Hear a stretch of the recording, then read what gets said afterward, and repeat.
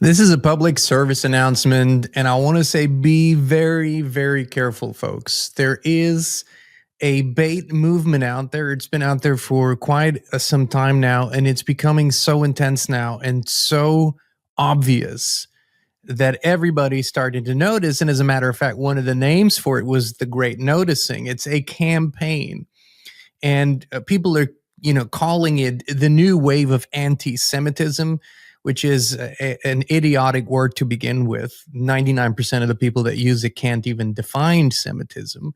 But the general theme of this is that on social media, and specifically on platforms like X, it is not only allowed but algorithmically supported a new moment of collective hatred. And I want to unpack this for a moment. Number one, we have to take the bird's eye view. If you belong to any particular belief system or religious system and you view it through that lens, you're not going to hear me on this. So let's just take as wide a perspective as we can. If we look at the world today, it is split into many different groups, political systems, religious systems, and each group has their identity, has their heroes, has their beliefs, has their convictions, has their enemies. And if we look at religious systems and traditions, the big ones, Judaism, Islam, Christianity, Hinduism, and so forth, then each religion in the big scheme of things plays a role. What does that mean? Well, it means that there's an overarching small group that at some point in our history has literally invented those religions. Now, that doesn't mean that there isn't some truth in them, and that doesn't mean that there isn't some really good in them. It has to be this way. But overall, these religions were created to divided groups that continue to fight each other and that you can activate and use at any given time. And so there's an assigned role for each religious group, for the Christians, the Muslims, the Jews, and so forth. And now we have in this moment where the world is, or many, many people are developing a hatred for Jews right now, and of course Muslims too, if you're in Europe and in many places. And this is the bait. The bait is to buy into the story that one particular group of people is bad, historically bad, today bad, and another group of people is historically good. And what I'm saying, and what many of us are saying, we've all been programmed into this belief. We've all been programmed into thinking that. When the reality is, and the truth is, that a very small cult that is invisible to us, we can't see those folks. It's not the people on TV. It's people that we don't see, is running the entire show from above, and like a puppeteer, has strings and is steering each and every group. Now, this is a complex matter because it doesn't mean that people within these groups aren't doing bad things, because they are. But we're being right now baited and seduced into hatred, which is a very low vibrational frequency to begin with. And from a place of hatred, only bad things can happen. So we really need to take a step back and not take the bait, because the solutions that will be presented will be detrimental to all of us. They always are, and that is the entire issue. If we could finally see through this manipulation game, step back far enough and realize that we're all being played, all of us, we could find much greater solution, much greater bridges. In Europe, they're facing the same issue with uncontrolled mass immigration over the last couple decades, and predominantly from countries with vastly different cultures and vastly different belief systems. And so now you have this powder keg, you have this incredibly explosive situation. You have an incredibly explosive situation with the political fireworks that are everywhere, and with this new legitimate hatred.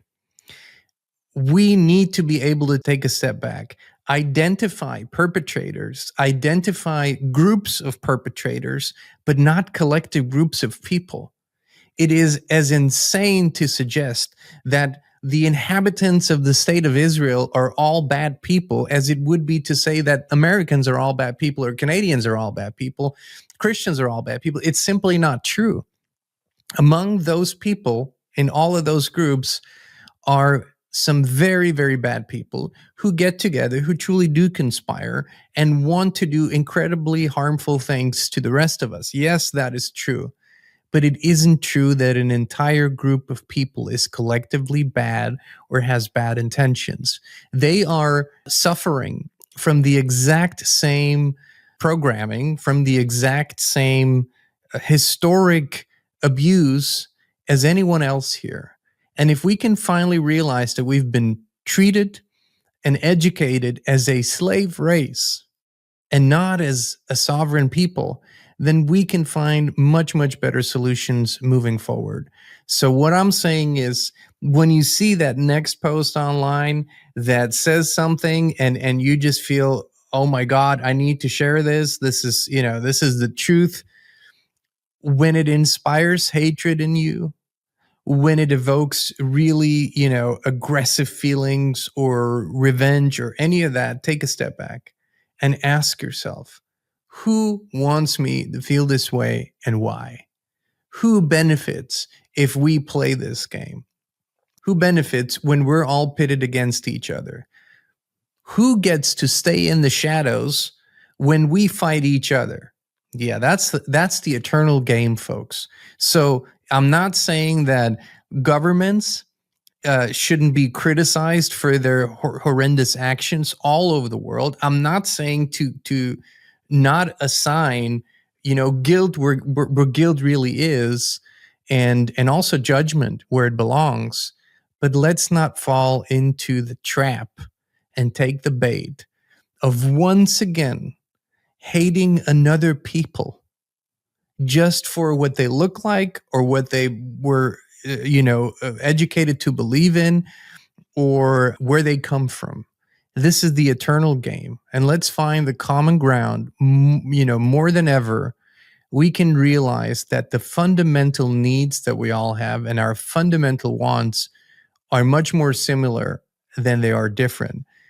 And let's realize that the puppeteers have no religion that we know of, that they don't belong to any of the religions that they put on us, and that all these religions that people subscribe to are operating systems, hijacked operating systems to keep us at eternal war with each other. There's much more to be said about this, but this is a short and sweet message, I hope, and something that maybe gets people thinking before they click and join a movement that's going to lead to catastrophe. Thank you for watching, and we'll be back with you again very, very soon. Your environment shapes everything, your thoughts, your health, your energy, but most people never question the invisible field they live in. We did, and that's when FLFE found us. It's not a product, it's a field of pure life force energy that lifts everything it touches. We now live in it 24/7, and we would love to invite you to experience it too. Start your free 15-day trial now. No pressure, no strings attached. Just the truth, resonance, and peace.